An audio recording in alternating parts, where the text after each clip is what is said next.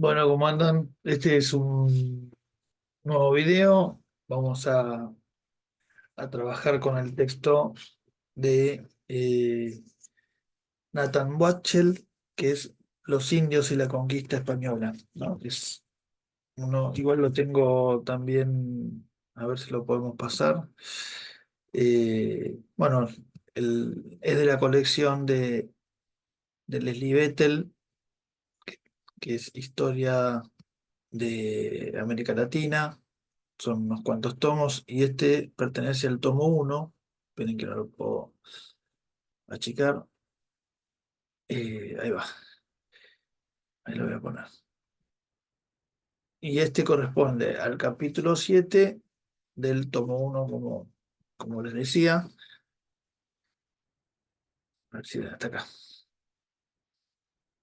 Bueno, esta es la tapa. Estos se pueden bajar todos de internet, están todos bueno, en la red. Acá se ve el índice que quiero llegar, donde es el trabajo del capítulo 7 como decía, Los indios y la conquista española, por Nathan Buachel. Bueno, entonces esperen que saco esto. Ahí va. Bien, entonces decíamos, el, bueno, Nathan Buachel es un historiador y es un antropólogo francés que se especializó en la historia de América Latina durante la conquista, especialmente, y más que nada en el impacto de los pueblos originarios sobre la conquista. Y bueno, es más, este capítulo tiene que ver con esto. Y, y ese artículo que se llama Los indios y la conquista española, como les decía anteriormente, pertenece a la obra de Leslie Vettel, Historia de América Latina. Leslie Vettel es otro historiador, pero de origen inglés, que publicó una colección muy importante los primeros, desde los pueblos originarios, pasando por la conquista hasta el siglo XX, ¿no? De historia de América Latina.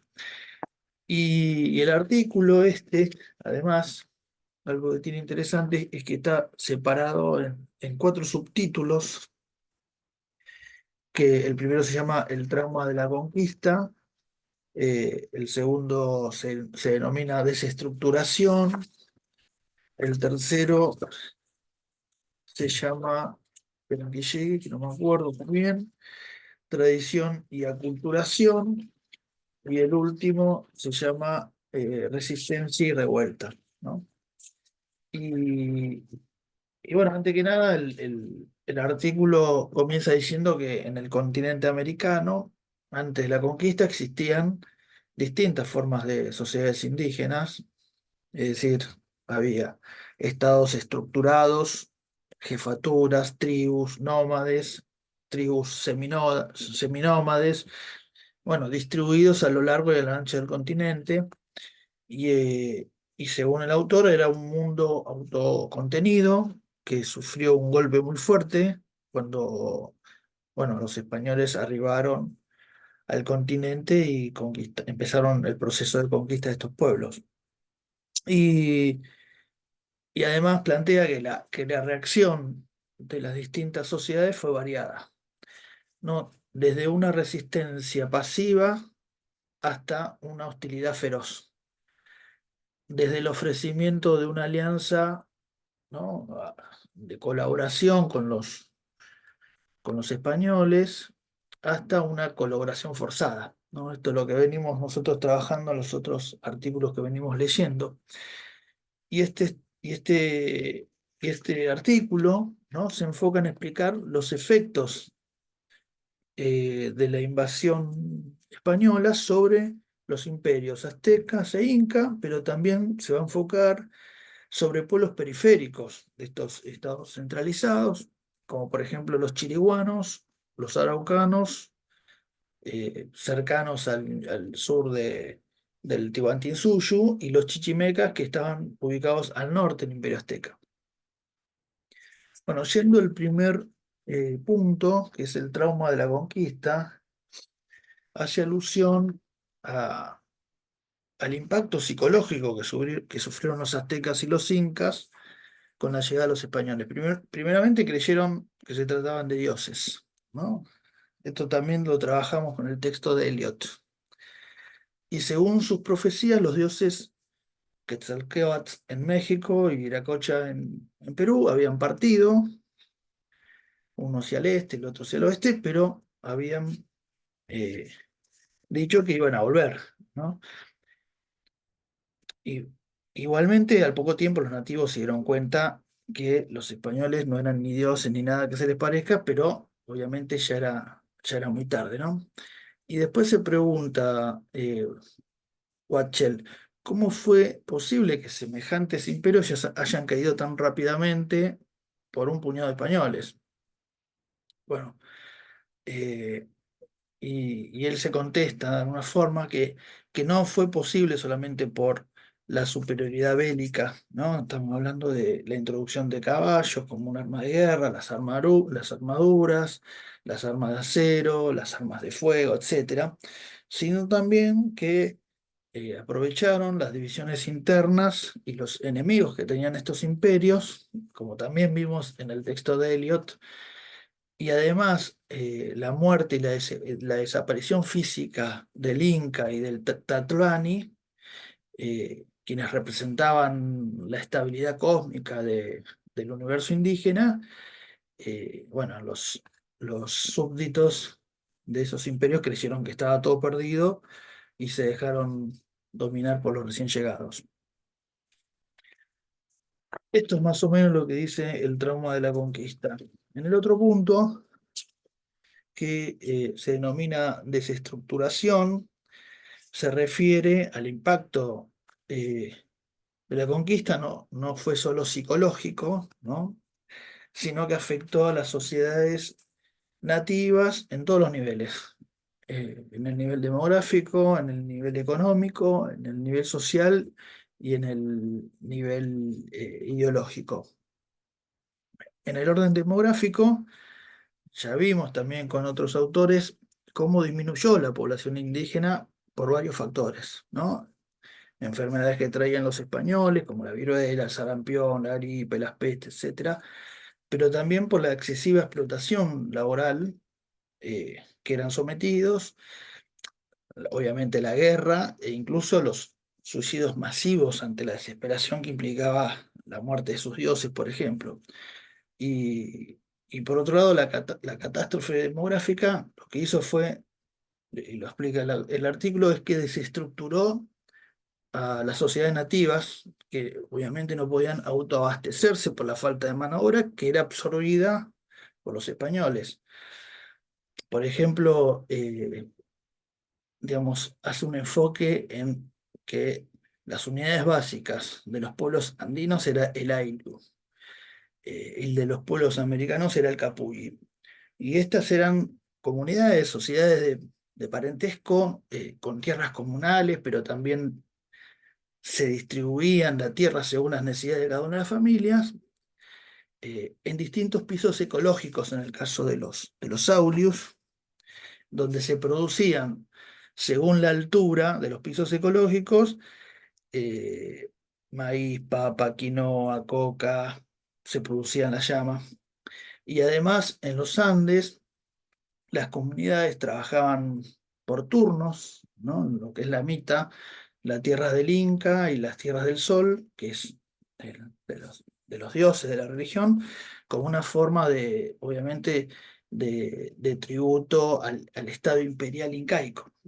Y bueno, con la conquista española todo este sistema se desestructuró, pues las encomiendas necesarias para la explotación laboral y bueno, y la creación de los pueblos de indios rompió el modelo de archipiélagos verticales, ¿no? Que plantea esto en el artículo. Son archipiélagos verticales que existían para el autoabastecimiento de las comunidades indígenas, ¿no? A esto se le sumó la introducción de la moneda eh, y la economía del mercado que fue impuesta por los españoles. Entonces, la idea de reciprocidad y redistribución que existía anteriormente desapareció, ¿no? Con la invasión española, pero, sí, pero esto siguió existiendo de alguna forma a nivel comunidad, ¿no? Entre los integrantes del AILU y sus curacas, dice el autor. Y estos últimos, es decir, los curacas, terminaron siendo los intermediarios entre los indígenas y los encomenderos o la corona, ¿no? Eran los que recaudaban los tributos y también terminaron aprovechándose de su posición y además por ello, dice el autor, que terminaron perdiendo el prestigio que poseían entre los suyos, ¿no? Eh, bueno, en cuanto a la religión oficial indígena también fue desestructurada, principalmente los ritos más violentos, como los sacrificios humanos, estos fueron prohibidos totalmente. Se destruyeron los templos nativos y muchas veces sobre las ruinas se construyeron iglesias católicas, se quemaron los códices y todo lo relacionado con la religión nativa. Y una consecuencia eh, de la ruptura de la religión fue la angustia, ¿no? Que muchas veces terminó en el alcoholismo, dice el autor. Por eso también la embriaguez se sancionó, eh, y era algo que le ocurría a todas las capas sociales, dice el texto.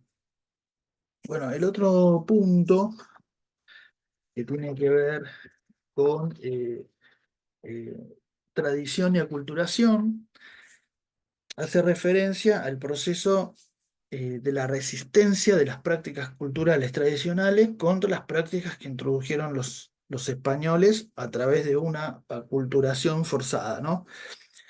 Y, y primeramente habla de una aculturación económica que, que según el autor fue muy rápida en algunos aspectos, aunque se limitó al uso de ciertos productos europeos. eh, Estos hicieron ampliar los recursos sin que se instituyeran los preexistentes, ¿no? No es que se reemplazaron nuevos productos y se prohibieron los anteriores. Por ejemplo, el ganado europeo se adaptó fácilmente, más en México que en Perú, porque en Perú existía un ganado preexistente como la llama, la alpaca, y por ejemplo el cultivo de trigo solo se empezó a producir para pagar tributo, pero no para la alimentación de los indígenas. Los indígenas siguieron consumiendo, bueno, sus papas, su maíz, sus frijoles y todo lo preexistente. Eh, la introducción del dinero no fue profunda en las comunidades nativas que siguieron siendo organizados con la producción de subsistencia y la utilización del trueque, sino que servía la moneda más que nada para pagar tributo. En cuanto a la aculturación lingüística, ¿no? Eh, el texto dice que las capas de la élite indígena pronto aprendieron a hablar castellano, pero también siguieron utilizando las lenguas nativas, ¿no? Y estas élites también adoptaron la vestimenta europea y algunos símbolos de prestigio, como por ejemplo el caballo. No así los indios de las comunidades, eh, digamos, como el Ayllu y los Capuli, siguieron hablando las lenguas nativas y siguieron vistiendo las vestimentas tradicionales, ¿no? En el plano religioso hubo una resistencia más importante a los dioses tradicionales. La resistencia fue más fuerte en el Perú que en el México, dice el autor, aunque los cultos oficiales, ¿no? de los Andes, como por ejemplo el culto al sol, el culto al Inca, fueron prohibidos. El culto popular vinculado a las huacas, las huacas eran como dioses locales, se siguió practicando. Entonces, como conclusión de esto, el autor dice que la culturación tuvo algún efecto en México y en el Perú, ya que la mayoría de la población nativa de América rechazaron las prácticas culturales europeas. Podemos decir que en México y en Perú, a pesar de la aculturación, hubo una continuidad de de la tradición, y si se puede usar el ejemplo que utiliza, por ejemplo, el autor, que es el de Poma Ayala, fue un cronista perteneciente a los pueblos originarios, digamos, aprendió el castellano y se cristianizó y escribió una crónica que se llama Primera Crónica y el Buen Gobierno, y en él se puede ver que se absorbieron elementos culturales de los españoles en la forma de pensar, pero conservando ciertas pautas culturales nativas. Eh, Guaman Poma, como digo, se cristianizó, pero observaba el mundo con las categorías espaciales y temporales andinas. Y bueno, y el último punto, que tiene que ver con, eh, se llama resistencia y revuelta, se introducen, el autor se introduce en la resistencia de la dominación española, enfocándose principalmente en un movimiento cultural de resistencia que se denomina Taekwondo y, y la rebelión de los incas de Vilcabamba, que resistieron hasta 1572. Y por otro lado, también las resistencias de los grupos indígenas de las periferias, como dijimos al principio, periferias del mundo azteca y inca, y esto se remite a las rebeliones de los chiriguanos, ubicados en el sur oriental de la actual Bolivia, ¿no? La frontera oriental del Tahuantinsuyo, la frontera del sur oriental del Tahuantinsuyo, también los araucanos al sur del río Biobío en Chile, que es la última frontera que llegó la influencia incaica, y por último los chichimecas que se encontraban al norte del Imperio Azteca, ¿no? Entonces, bueno, el artículo se trata de como actividad, de dejar una actividad. Obviamente voy a dejar también unas preguntas para que ustedes las puedan trabajar. En este último punto son las preguntas, que es resistencia y revuelta. Así cuando nos veamos en el próximo martes de forma presencial, las trabajemos con estas respuestas. Todo esto obviamente lo voy a dejar en el campus como siempre. Así que, bueno, eso es todo por hoy. Esperen que apago acá. Nos vemos.